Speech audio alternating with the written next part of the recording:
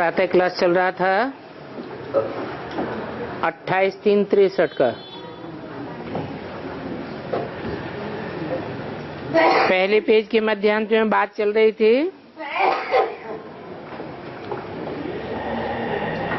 ये आदि मध्यंत का ज्ञान बाप संगम पर ही आय कर देते हैं। भले वो शास्त्रों का ज्ञान तो बहुत सुनाते रहते हैं, परंतु उन शास्त्रों में ये समझानी नहीं है। गीता के 18 अध्याय हैं,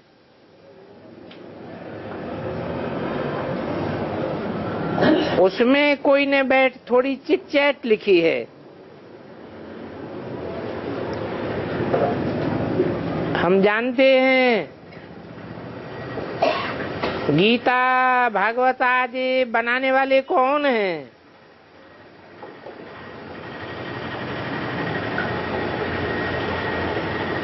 द्वापर की बातों को भी कलयुगी मनुष्य नहीं जानते हैं।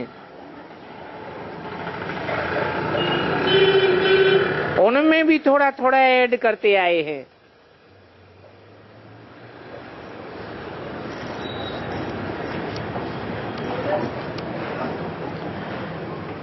जैसे ग्रंथ आगे बहुत छोटा था, हाथ का लिखा हुआ था, अभी वो ग्रंथ देखो कितना बड़ा बन गया है। ये शास्त्र भी ढेर के ढेर हैं। ये सब भक्ति मार्ग की सामग्री है। कहा भी जाता है ज्ञान सागर का ज्ञान इतना अथाह है कि सारे सागर को मस बनाओ तो भी पूरा न हो। और तुमको भी वास्तव में लिखने की दरकार नहीं है, परंतु ये गीता आदि भी छपाते हैं।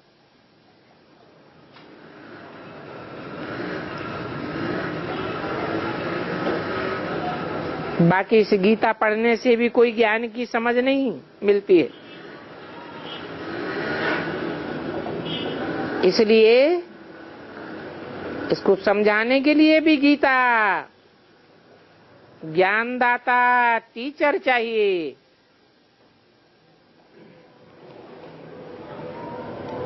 तुम बच्चे भी वाइस टीचर हो।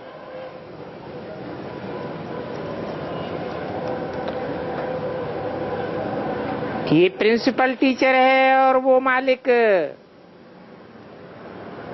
ज्ञान का सागर भी है। तो टीचर बिगर लिटरेचर आदि से कोई समझ नहीं सकेगा।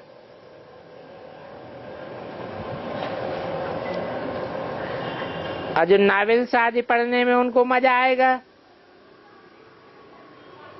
परंतु ये तो नहीं समझेंगे, फेंक देंगे। क्योंकि यहाँ तो तुमको अनपढ़ और चुप रहना सिखाया जाता है।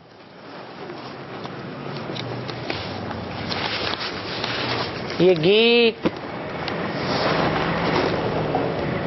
ये टेप रिकॉर्ड, ये तो अभी निकले हैं। कल पहले भी इस समय ही निकले होंगे। 28/3/63 की वाणी का दूसरा पेज। इन गीतों से, टैप रिकॉर्ड से कुछ कल्याण हुआ होगा। दिल होती है जिन्होंने बाबा को न देखा है, वो क्यों न टेप से बाबा की मुरली सुने। क्योंकि बच्चे तो वृद्धि को पाते रहेंगे। सारी राजधानी स्थापन होनी है। तो शास्त्रों में देखो क्या लिख दिया है। प्रजापति ब्रह्मा का पार्ट अलग है। कहते हैं मैं साधारण तन में आए इनका नाम प्रजापिता ब्रह्मा रखता हूं।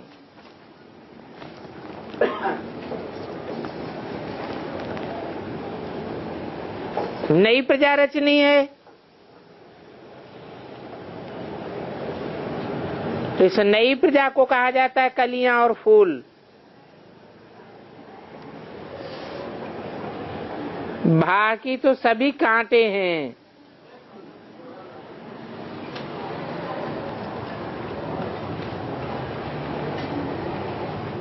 कितने हो गए कांटे?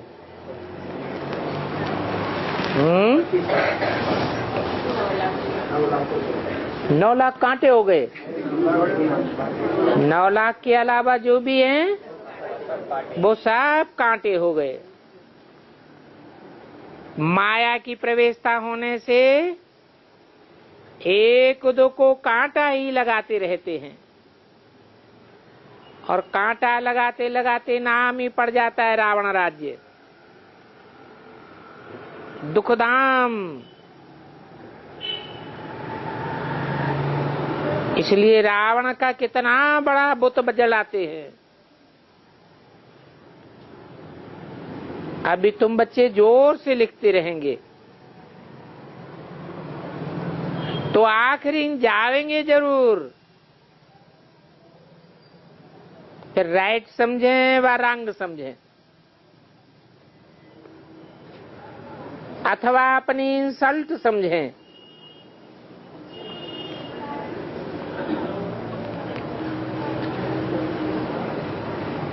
अपन तो पुरुषार्थ करते हुए फिर निश्चिंत रहना है, क्योंकि जानते हैं ड्रामा अनुसार जिनको आना होगा वो आवेंगे। ये बाइस्कोप, ये बत्तियां आदि 100 वर्ष पहले कुछ भी नहीं थी। अभी समय पर आए निकली हैं। वैसे ही समय पर बाबा भी आया है।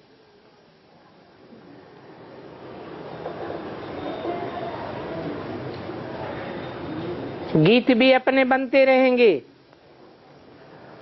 और मनुष्य भी इन गीतों को सुनते रहेंगे। देखो ये गीत बनाया है, कितना प्यारा, कितना प्यारा, कितना सुंदर शिव भोला भगवान। अब भगवान तो भक्तों को मिला है तो जरूर कुछ भक्तों को देते होंगे। भगत भगवान से सुख मांगते हैं।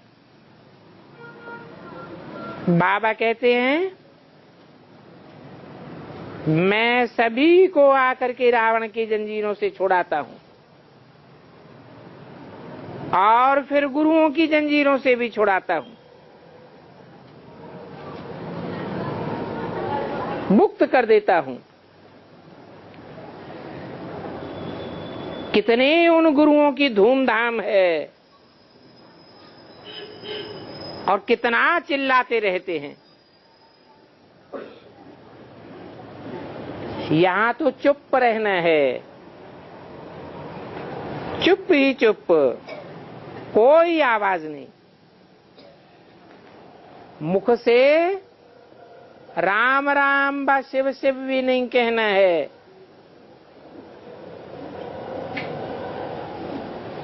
यहां तो बहुत करके सभी अनपढ़ बुढ़ियां ही हैं। शास्त्रों के जो अभ्यासी हैं वो तो अभी दुकान निकाल करके बैठे हैं। यहां तो आते ही हैं साधारण। छोटी छोटी बच्चियां कैसे ध्यान में चली जाती हैं। इन कुमारियों ने कोई शास्त्र थोड़ा ही पढ़े हैं।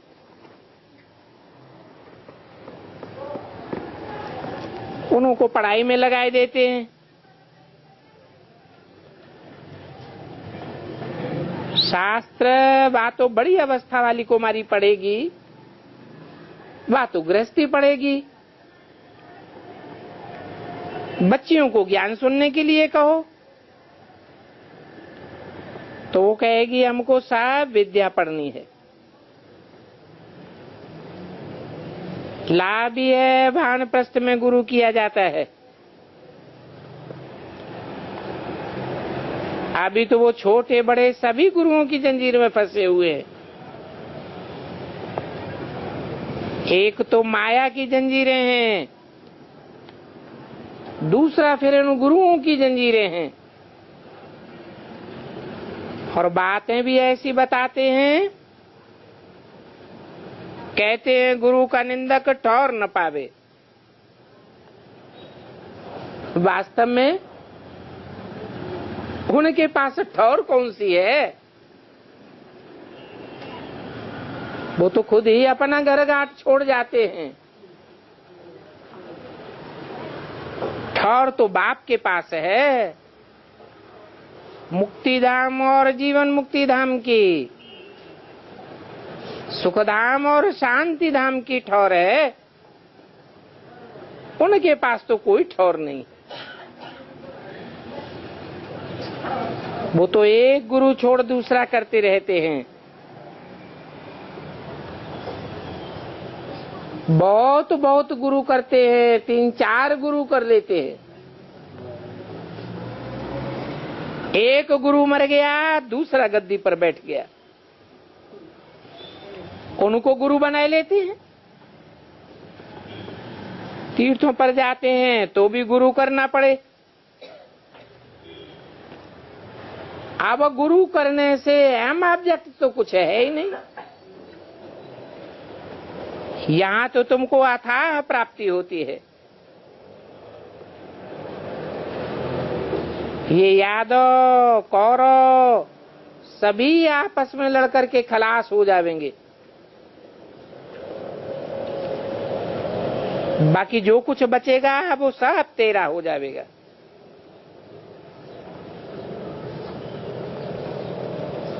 यहाँ देखो, इस दुनिया में तो सोने का नाम ही नहीं। सच्चा सोना देखने को नहीं मिलता, और वहां तो सोने के महल बन जाएंगे। यादगार में अजमेर में सोने की द्वारिका बनी हुई है। वहां तो बड़े बड़े महल हीरे जवाहरात के बनते हैं। इस समय तो सोना ही नहीं है, और वहां सोने के महल खड़े हो जाएंगे। देखो कितना बड़ा वंडरफुल खेल है। जैसे वो अल्लाह वल्दीन का खेल दिखाते हैं। अल्लाह ने आकर के अव्वल नंबर दिन अर्थात धर्म की स्थापना की, ताली बजाई तो महल निकल आए। अभी तुम बाबा की जादूगरी भी देखते हो। दिव्य दृष्टि से बैकुंठ दिखाई देते हैं। तुमको विमानों में घुमाते हैं। आगे तो तुम बहुत साक्षात्कार करती थी। तो यहाँ वहां में कितना रात दिन का फर्क है। रात में तो कुछ भी नहीं सूझता, और ही ठोकरें खाते रहते हैं। दिन में तो देखो कैसे सोने के महल बन जाते। वंडरफुल बातें हैं, और ये बातें भी नंबरवार समझते हैं। जो समझते हैं उनको फिर कितनी खुशी होती है। सर्जन की बुद्धि में सर्जरी का ज्ञान होगा तो उनको खुशी जरूर होगी ना। तुमने भी जो साक्षात्कार किए हैं तो उन साक्षात्कारों के आधार पर चित्र भी रखे हुए हैं। वहां तो तुम बहुत फ्री थे, तो बाबा ने बैठ करके ये खेल दिखाए। अब तो तुम इतना लिख भी नहीं सकते हो और याद भी नहीं कर सकते हो। आगे तो सब लिखते थे। बहुत बच्चे पूछते हैं बाबा की जीवन कहानी बताओ। बाबा तो बैठ खुद बताते रहते हैं। बहुत जन्मों के अंत का जन्म था। श्री नारायण के ही पुजारी थे। अभी देखो वो ही नारायण बनते हैं। बाकी छोटेपन का कोई चरित्र नहीं है। जैसे तुम बच्चे हो वैसे बाबा भी है। क्योंकि चरित्र तो सिर्फ एक का ही है। उनका नाम है परमपिता परमात्मा शिव। 28-3-63 की वाणी का 3रा पेज। साक्षात्कारों में देखो क्या क्या दिखाते हैं। बाकी तो इनके कोई चरित्र नहीं है। जैसे घर में कोई बाप होता है, बड़ा खुश मिजाज होता है, बड़ा रमणीक होता है। कोई बाप फिर बहुत कड़े होते हैं। तो बाप ने भी ऐसे ही तन में प्रवेश किया है। कैसे तन में है?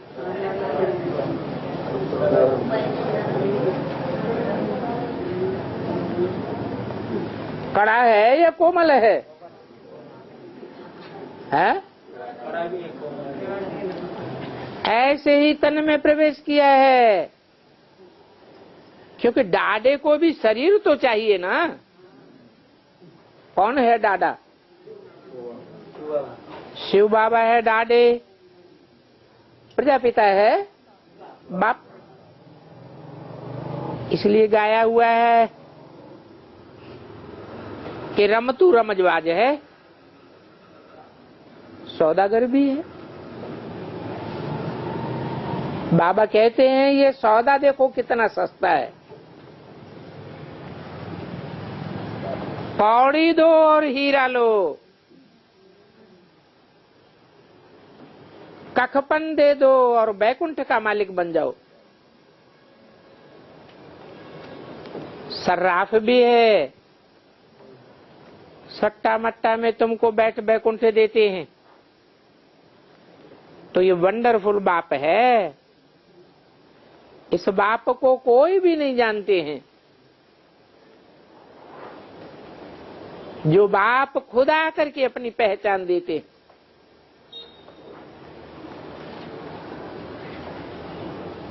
गाते भी हैं तुम मात पिता हम बालक तेरे। तो वो खुद ही आकर के बैकुंठ का मालिक बनाते। बैकुंठ क्रिएट करते हैं। तो बैकुंठ का भी क्रिएटर है ना। तो जरूर बच्चों को स्वर्ग का वर्षा देगा। हिसाब किताब भी बताते हैं। कहते हैं कि तुम मेरे सबसे पुराने भक्त हो। अब तुम हमारे बनेंगे तो तुमको इन लक्ष्मी नारायण जैसा बनाऊंगा। वो साक्षात्कार भी तुमको कराते हैं। कहते हैं ये नॉलेज हरण करो और कर्म भी ऐसे करो। ऐसे कर्म करो जैसे इनके कर्म हैं। किनके हैं? ब्रह्मा के। कितना मीठा कितना प्यारा बाबा है। ये गीत बहुत अच्छा गाया हुआ है। भक्त भगवान को याद करते हैं। भगवान है हमारा बाप, स्वर्ग का रचयिता है। इतनी सहज बात बताते हैं। तो भगवान माना बाप और बाप माना स्वर्ग का वर्षा देने वाला। इसलिए अंग्रेज लोग कहते हैं हेवनली गॉडफादर। साफ लिखा हुआ है कि मैं नर को नारायण बनाता हूं। अच्छा,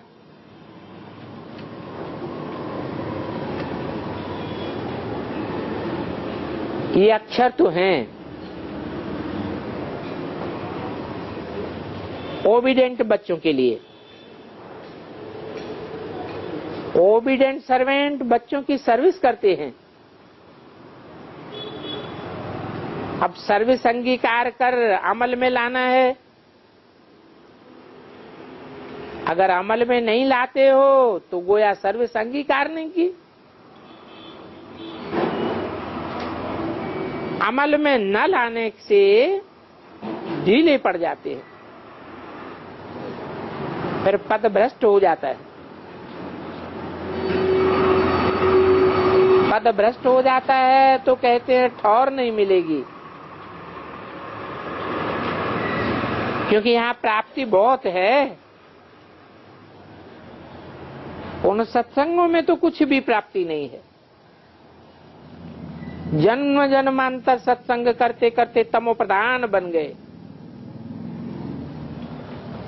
जब भक्ति भी तमो प्रधान व्यभिचारी बन जाए तब तो फिर भगवान को आना पड़े। तो ये भी ड्रामा में नूंद है। हम किसी को दोष नहीं देते हैं, परंतु बेचारे फंसे हुए हैं। तब कहा जाता है इन सभी को छोड़ो, अभी मेरी मत पर चलो तो तुम जरूर ऊंच पद पावेंगे। अगर नहीं चलेंगे तो पद भ्रष्ट हो जाएगा। जो ठौर मिलना चाहिए वो ठौर नहीं पावेंगे। अच्छा, ओम शांति।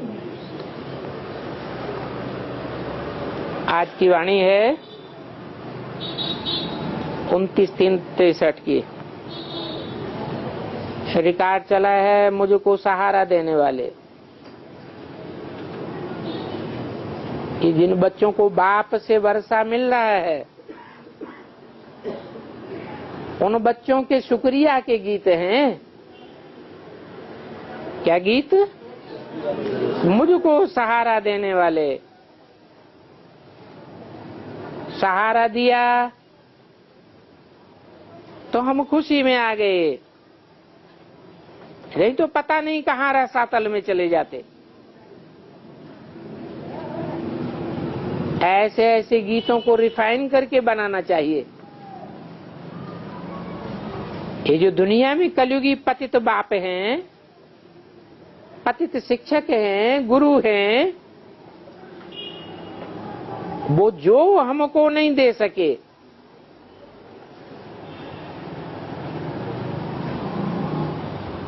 वो आपको पतित पावन बाप शिक्षक सदगुरु दे रहे हैं। ये तुम बच्चों के अनुभव की बात है। इस समय प्रैक्टिकल में गीता का पाठ रिपीट हो रहा है। प्रैक्टिकल कैसे कहें?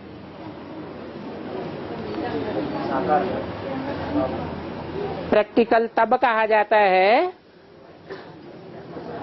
जब गीता ज्ञानदाता स्वयं प्रैक्टिकल में साकार में मौजूद हो और गीता सुनाए रहा हो,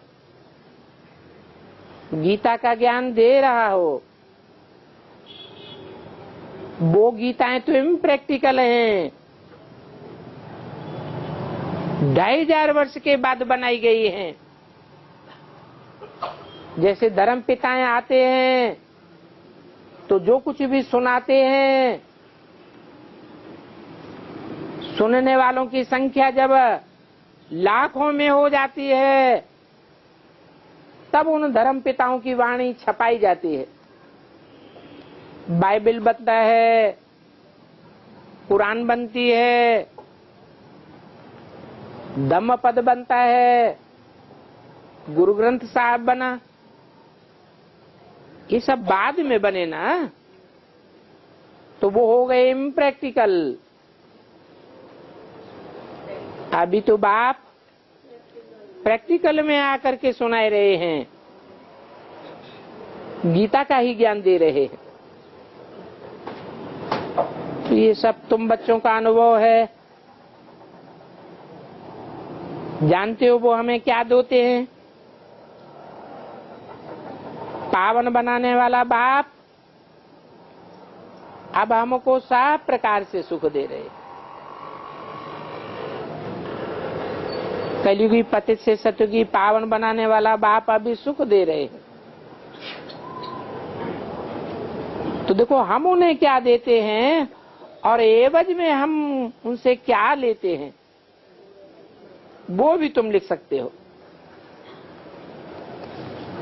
श्रीमद् भगवद गीता के कथनानुसार अभी 3 सेनाएं बरोबर उपस्थित है। कौन सी 3 सेनाएं? पंडा बाप के पंडे, पांडव। पंडा उसे कहा जाता है जो तीर्थ पर ले जाता है। तीर कहते हैं ठिकाने को, एक किनारे को। नहीं तो सारी दुनिया संसार सागर में फंसी हुई है। जैसे भंवर में फंस जाते हैं, तो बाप आकर के हमको एक ठिकाने लगाते। पहले तो हमारी बुद्धि को ठिकाने लगाते हैं, नहीं तो बुद्धि कितनी भटक रही थी। गुरुओं ने भटकाए दिया सर्वव्यापी कह के, तो बुद्धि भटक गई। अभी बाप ने आकर के अपना परिचय दिया है, तो हमारी बुद्धि को ठिकाना मिल गया। तो जिनकी बुद्धि को ठिकाना मिल गया, जैसे कि किनारा मिल गया, किनारा मिल गया, ठिकाना मिल गया, तो तीर्थ पर पहुंच गई। बुद्धि तीर्थ पर ले जाने वाला वो पंडा है, हमारा बाप, और हम उसके बच्चे हैं पांडव। बाकी तो दुनिया में सब कौरव और यादव हैं, कुरु की संतान है, जो कहते हैं हम करने वाले हैं। नई दुनिया बनाने वाले हम हैं। कितनी बड़ी बड़ी प्लानिंग करते रहते हैं। उनकी बुद्धि में तो ये आता ही नहीं है कि ये सब प्लानिंग धरी रह जाएगी। तो कुरु की औलाद हैं, घमंड भरा हुआ है कि हम इस दुनिया को नई दुनिया बनाएंगे, नया भारत बनाएंगे, नई दिल्ली बनाएंगे। नया बनाने के चक्कर में कितने मकान तोड़ते रहते हैं। फिर यादव गवर्नमेंट भी है, दिखाते हैं यादवों के पेट में से मूसल निकले। अब कोई पेट में से मूसल निकलने की बात थोड़ी ही है, ये तो बुद्ध रूपी पेट है। इस बुद्ध रूपी पेट में से मिसाइल से निकले हैं। ये मिसाइल से जब फटेंगे तो सारी दुनिया नेस्तनाबूद हो जाएगी। ये भी समझते हो ये यादव और ये कौरव विनाश काले विपरीत बुद्धि है। इससे विपरीत बुद्धि है। परमपिता परमात्मा के साथ विपरीत बुद्धि है। विपरीत बुद्धि होने के कारण सब खलास हो जाएंगे। बल्कि कहो प्रीति नहीं है, ऐसे भी नहीं। प्रीति भले न हो तो भी ठीक है, लेकिन ये तो इनकी तो दुश्मनी है। किसके साथ? परमपिता परमात्मा के साथ। क्योंकि कितनी निंदा, कितनी ग्लानि करते रहते हैं।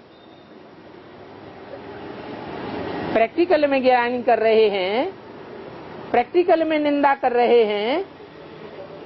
यह सिर्फ शास्त्रों में गाने की बात है। तो देखो, ऐसे सुखदाता, शांतिदाता बाप को भी दुश्मन बनाई दिया है।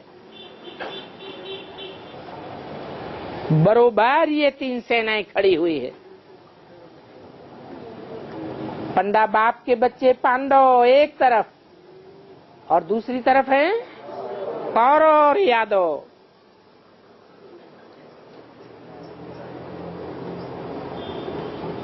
ये कौरव और ये यादव दोनों नास्तिक हैं। नास्तिक किन्हें कहा जाता है?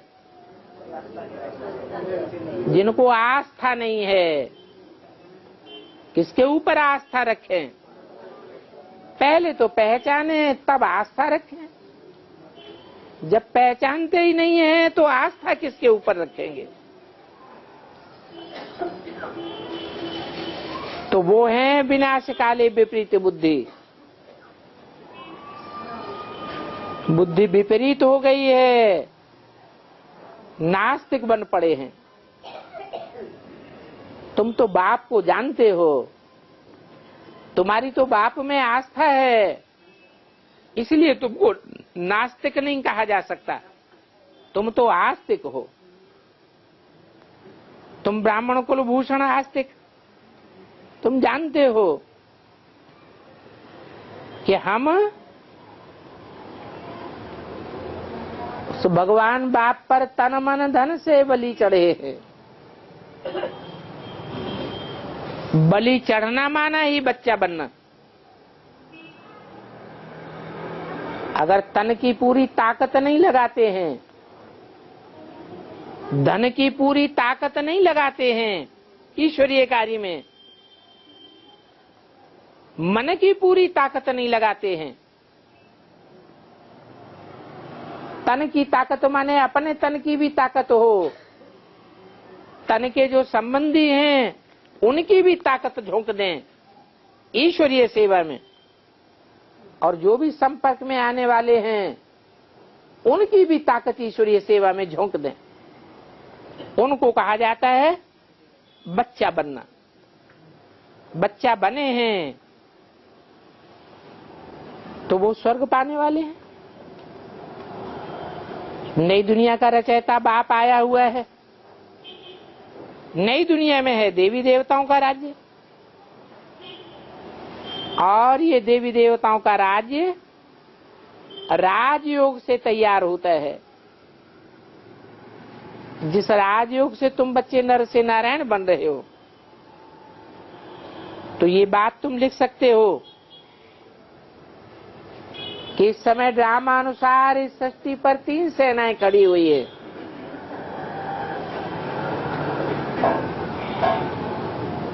एक है विनाश काले विपरीत बुद्धि नास्तिक,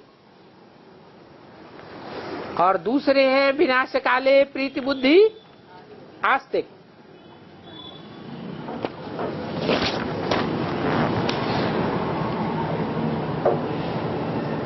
वो भी अपने अनेक प्रकार के प्लान बनाए रहे हैं, और प्लान सदैव बनाते हैं उन्नति के लिए। अपने अपने प्लान पर कितना खर्चा करते हैं। 29-3-63 की वाणी का चौथा page. Health minister, wealth minister, law minister, कितने मिनिस्टर बनाते हैं प्लानिंग करने के लिए। सब अपना अपना पुरुषार्थ करते हैं, परंतु जो मनमत पर अपना पुरुषार्थ करते हैं, वो पुरुषार्थ करते हैं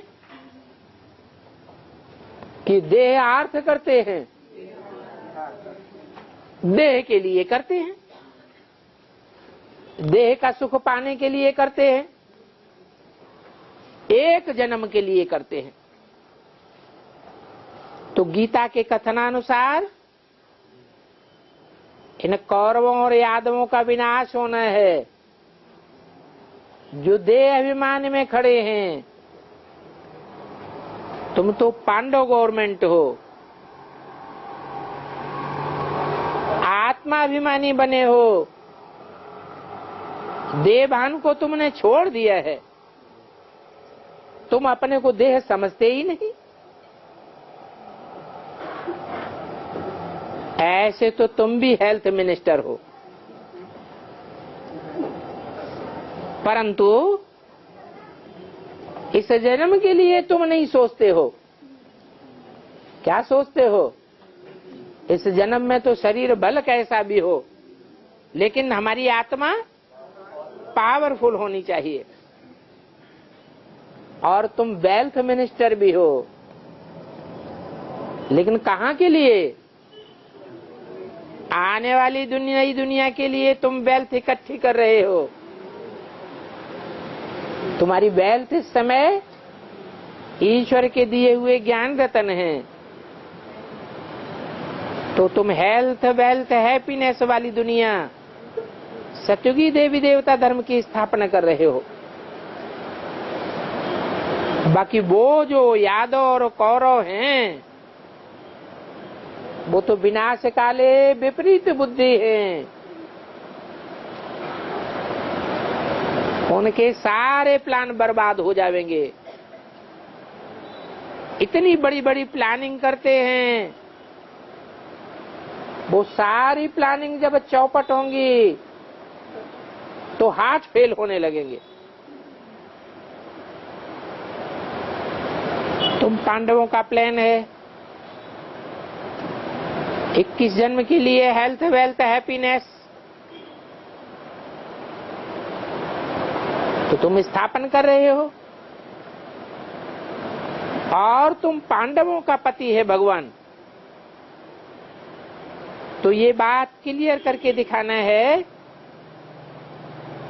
कि अभी सृष्टि पर 3 सेनाएं हैं। ये यादव संप्रदाय तो हुए उस तरफ, जिसे कहा जाता है विदेश, विलायत। बाकी कौरव संप्रदाय और पांडव संप्रदाय भारत में मौजूद है। कौरवों की पांडवों से नहीं बनती थी, अभी भी इन कौरवों की पांडवों से नहीं बनती है। तो पंडा बाप भगवान के आधार पर चलते हो, भगवान की श्रीमत के आधार पर नई दुनिया की स्थापना करते हो।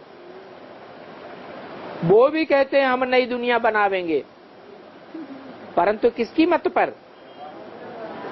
मनमत के आधार पर प्लान बनाते रहते हैं। वो मनमत उनकी सारी चौपट होने वाली है।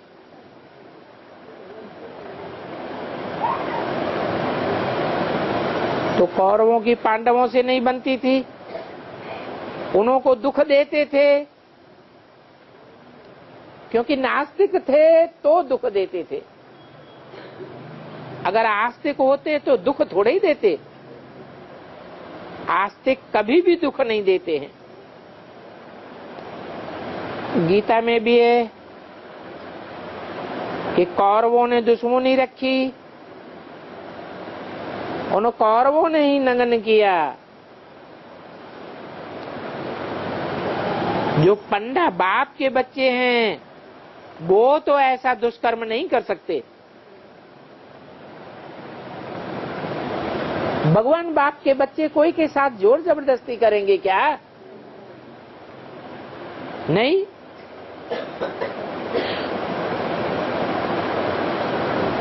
पांडवों ने तो गायन किया है। किसका? शक्तियों का गायन किया है, माताओं को आगे किया है। तो आस्तिक कभी भी दुख नहीं दे सकते। वो तो आसुरी संप्रदाय हैं, ये दैवी संप्रदाय है। तो इन बातों में तुम बच्चों का विचार सागर मंथन चलना चाहिए। बहुत बच्चे हैं जो मिनिस्टर्स को पत्र लिख रहे हैं। उन बच्चों के लिए बाप के डायरेक्शन है कि बड़े बड़े आदमियों को बड़े बड़े लंबे चौड़े पत्र नहीं लिखने हैं। वो अपने प्लान में इतने मस्त हैं कि तुम्हारे लंबे चौड़े पत्र पढ़ने के लिए उनके पास टाइम ही नहीं है। तो ये सिद्ध करना है कि गीता में भी है, कौरव यादव पांडव का करत भय। बरोबर श्रीमद् भगवत गीता द्वारा सतयुगी पवित्र दुनिया की स्थापना हुई है। यादव तो विनाश होने हैं। बाकी बात है कौरव और पांडवों की, वो भी लगा हुआ है कि पांडवों की विजय हुई और कौरवों का विनाश हुआ, जो कि परमपिता परमात्मा से विपरीत बुद्धि थे।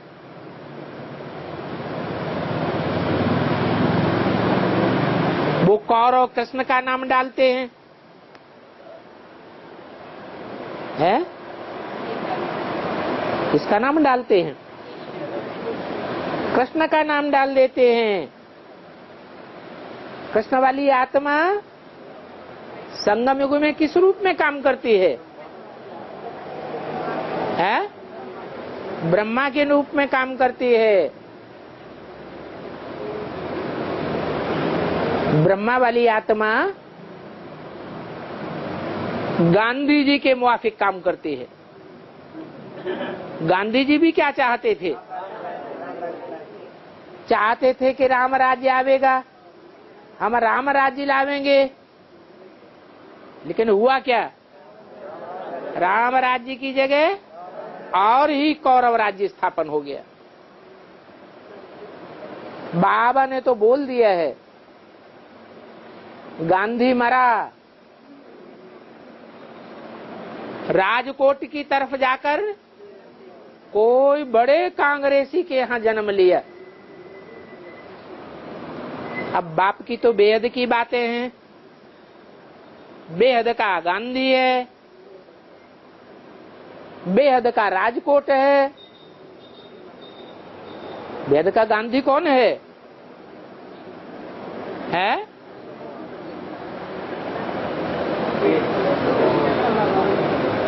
बेहद का गांधी कौन हुआ?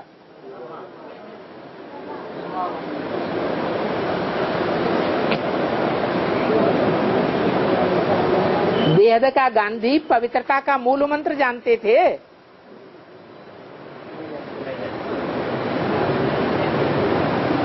वो पवित्रता का मूल मंत्र जानते होते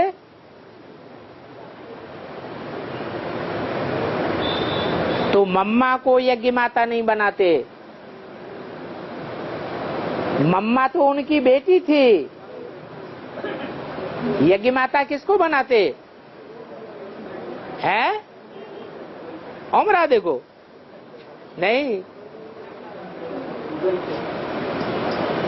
ये पवित्र प्रवृत्ति मार्ग स्थापन हो रहा है, तो इसमें युगल चाहिए या बाप और बेटी चाहिए? मुरली में तो बोला हुआ है, क्या बोला है कि आगे चल करके युगलों का नाम बाला होगा। क्यों? लक्ष्मी नारायण बनना है तो लक्ष्मी नारायण बनाने के लिए स्कूल में बनाने वाले टीचर्स भी लक्ष्मी नारायण जैसे ही होने चाहिए कि बाप बेटी होने चाहिए? तो रास्ता ही गलत हो गया। पवित्र प्रवृत्ति मार्ग माना पति पत्नी इकट्ठे होकर के चलें और साथ साथ रहें। दूरबाज खुशबाज की बात नहीं।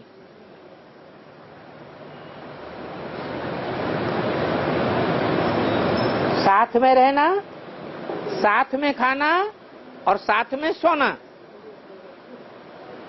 ऐसी स्टेज से भी पास होकर के दिखाएं, तब कहेंगे गृहस्थ में रहते हुए इंद्रियों पर कंट्रोल करना। नहीं तो सन्यासियों की पवित्रता हो जाती है। सन्यासी तो दूरबाज खुशबाज वाले हैं। जैसे कोई 10 साल जेल में रहे और फिर जेल से निकलने के बाद डींग मारे कि मैंने 10 साल पवित्रता का पालन किया। तो ये 10 साल पवित्रता का पालन किया या मजबूरी है? ये तो मजबूरी हो गई।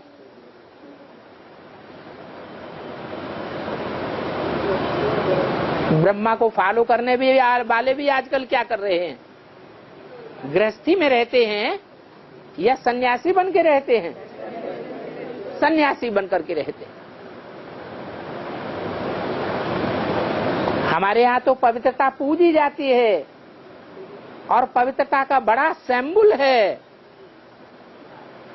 मंदिरों में सबसे जास्ती पूजा होती है उसकी। किसकी है? शिव जी की। शिवलिंग पूजा जाता है, जो माता और पिता दोनों साथ साथ रहे पड़े हैं। फिर भी इंद्रियां कंट्रोल में हैं या कंट्रोल से बाहर हैं? फिर भी इंद्रियां कंट्रोल में, उसको कहते हैं पवित्रता। नहीं तो अगर ऐसी पवित्रता धारण नहीं की तो गंद करेंगे या स्वच्छ दुनिया बनावेंगे? गंद ही करेंगे।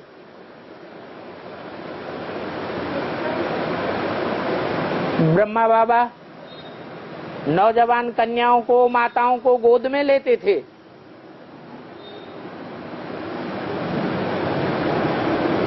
क्या कामेंद्रिय पर जीत पाई हुई थी?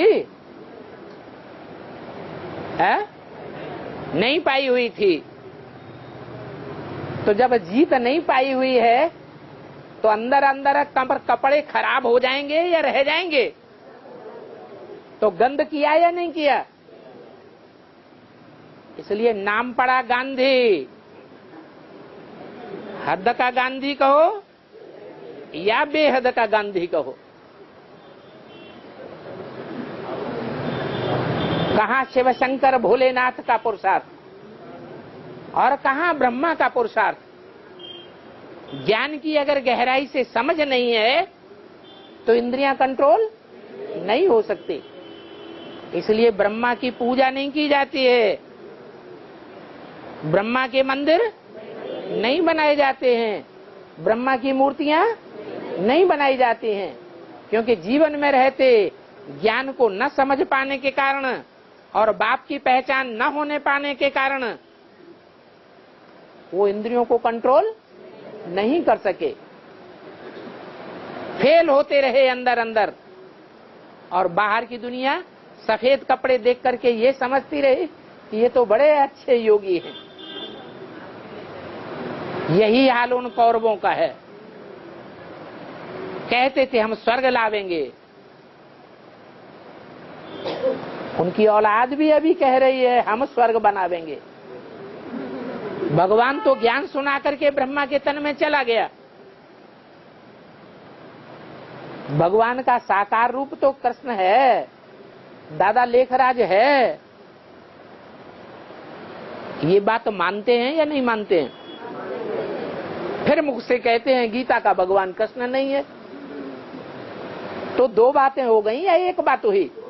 ये तो दो बातें हो गई।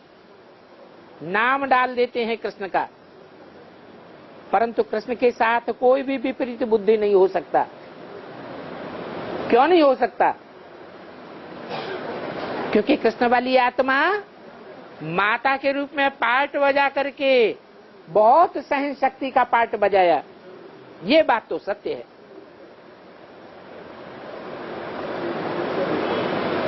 कृष्ण तो गीता का भगवान नहीं था, लेकिन कृष्ण वाली आत्मा गीता का भगवान नहीं हो सकता। बाबा गुप्त वेश में था, जिस कारण पहचान नहीं सकते थे। कैसे गुप्त वेश में था? जो ब्रह्मा बाबा ने नहीं पहचान पाया। यज्ञ के याद में भागीदार उनका नौकर था।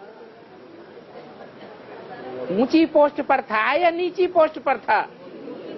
नीची पोस्ट पर था, इसलिए ब्रह्मा बाबा उसे नहीं पहचान सके। साधारण पार्टधारी था। और ब्रह्मा बाबा तो बहुत ऊंचे जौहरी थे। तो ब्रह्मा बाबा को थोड़ा अहंकार आया, पहचान नहीं सके।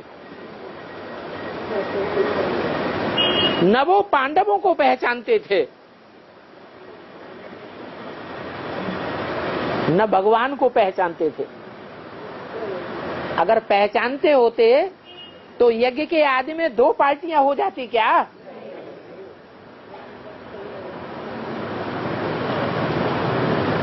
इस कारण दुश्मनी रखते हैं। कुरु और उनकी कौरव औलाद अभी भी दुश्मनी रखते हैं या नहीं रखते हैं? आंख नीची कर लेंगे, देखेंगे भी नहीं। ओम शांति करो तो मुंह घुमा लेंगे।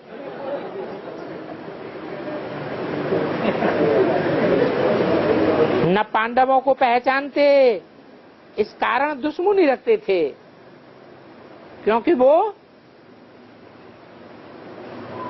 पांडव और पंडा बाप अपवित्र को पवित्र बनाते थे। बाप का काम क्या है? बाप का काम है अपवित्र को पवित्र बनाना। यज्ञ के आदि में भी धोबी घाट चलता था या नहीं चलता था? तो पवित्र बनाते थे या अपवित्र बनाते थे? हैं? धोबी घाट पर कपड़े पवित्र बनाए जाते हैं या अपवित्र बनाए जाते हैं? ये तो बेहद का वाशरमैन है। कौन? शिव बाबा। वो कोई बिख नहीं देते हैं। वो तो आत्माओं के अंदर जो भी जन्म जन्मांतर का विष भरा हुआ है, उस विष को पीने वाले हैं। न समझने के कारण अत्याचार करते थे और बच्चियां रड़ी मचाती थी कि शिव बाबा रक्षा करो। ये दुर्योधन हमें नंगन करते हैं। सो बरोबर आप देख रहे हो, जो आदि में सो अंत में आसुरी संप्रदाय माताओं को बिक के लिए कितना तंग करते हैं। इसलिए अब बाप ने आकर के ऑर्डिनेंस निकाला है,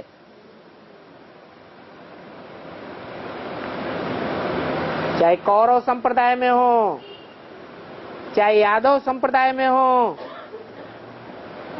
और चाहे पांडव कहे जाने वाले तथाकथित पांडव हो, जो जोर जबरदस्ती करने वाले हैं, उनके लिए ऑर्डिनेंस निकाला हुआ है कि ये बिख पीने वाले मारे जाएंगे।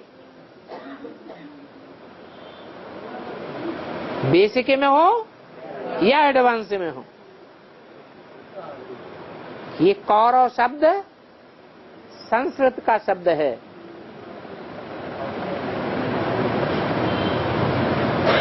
जैसे पंडे के बच्चे पांडव, ऐसे कुरु के बच्चे कौरव। इस समय तो अनेक भाषाएं हैं। भगवान ने संस्कृत में कोई श्लोक नहीं सुनाए हैं। ये संस्कृत के श्लोक किसने बनाए फिर? ये तो मनुष्य गुरुओं ने बैठ बनाए हैं। तो ये गीता लिखने वालों ने बैठ ये श्लोक बनाए हैं। इस श्लोकों से थोड़ा ही ज्ञान मिलता है। यहाँ तो सहज सहज ज्ञान की बातें सुनाते हैं। ये सहज राजयोग है, सहज ज्ञान है। सृष्टि के आदि मध्य अंत का राज यहाँ बताया जाता है। ये सृष्टि की नॉलेज है, जो नॉलेज पांडवों को बैठ पढ़ाते हैं। गीता में तो बहुत फालतू श्लोक लिख दिए हैं, और ये गीताएं भी देखो कितनी लिखी हैं। बाइबल एक ही होगा, कुरान एक ही होगा, लेकिन गीता की देखो कितनी टीकाएं निकली हैं। ऐसे नहीं कहेंगे कि ये फलाने का कुरान है, ये फलाने की बाइबल है, और यहाँ गीताएं, तिलक की गीता, गांधी गीता, टैगोर गीता, कितनी गीताएं बनाई हुई हैं। गीताएं तो अनेक हैं, समझ तो कुछ नहीं सकते, आसुरी बुद्धि है। तो उन आसुरी बुद्धि वालों को फिर दैवी बुद्धि वाले ही समझावेंगे। क्या समझावेंगे? गीता के सही अर्थ दैवी बुद्धि वाले समझावेंगे। संजय भी कोई एक की बात नहीं है। संग माने संपूर्ण, जय माने जीत। तुम बच्चों की विजय तो हुई पड़ी है, विजय तुम्हारा जन्म सिद्ध अधिकार है, तो तुम सब नंबरवार संजय हो। धृतराष्ट्र भी कोई एक नहीं है। धृष्ट माने धृत माने धारण कर ली है, राष्ट्र माने संपत्ति, उनको कहते हैं धृतराष्ट्र। यज्ञ के आदि में भी ईश्वरीय संपत्ति इकट्ठी हुई थी। नंबरवार धृतराष्ट्र उस संपत्ति को आज इकट्ठी किए बैठे हैं।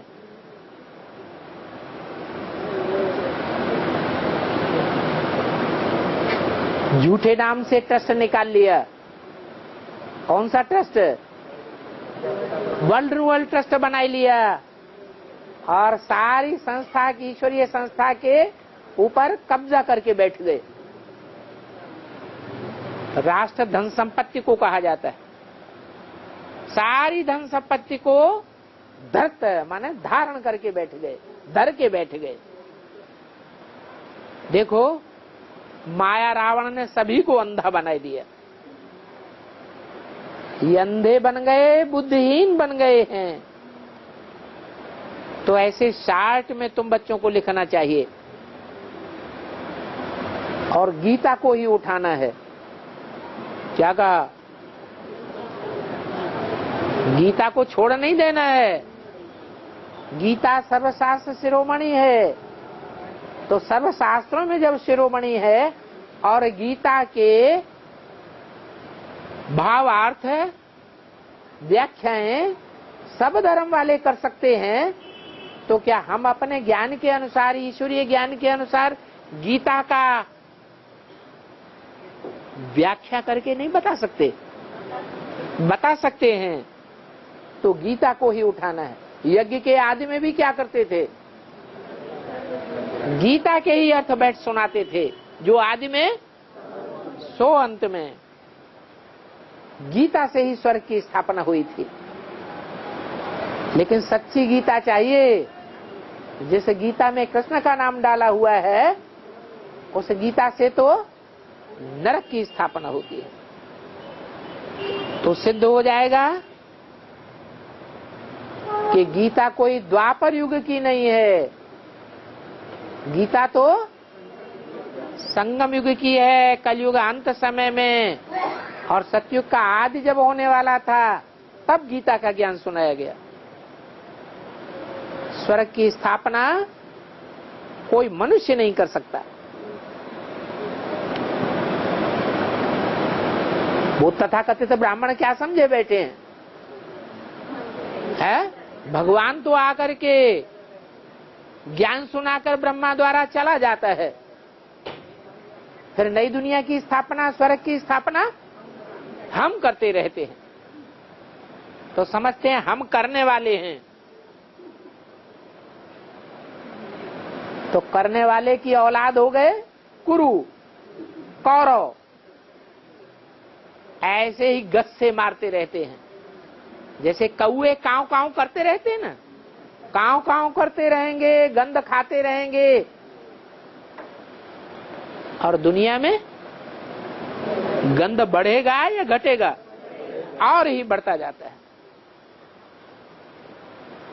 मनुष्य तो जन्म मरण में आते रहते हैं, पूरे 84 जन्मों में आते हैं। उन मनुष्यों को भगवान कैसे कहा जा सकता है? भगवान तो कभी भी पुनर्जन्म में नहीं आते हैं। उनका दिव्य जन्म गाया हुआ है। भगवान खुद कहते हैं, मैं साधारण बूढ़े तन में आता हूं, मैं इनके भी जन्म बताता हूं। जो पूजी था वो अब पुजारी बना है, फिर पुजारी से पूज्य बनना है। पावन बनते ही हैं स्वर्ग के देवी देवताएं। द्वापर और कलयुग में कोई स्वर्ग नहीं होता है। अच्छा, ओम शांति।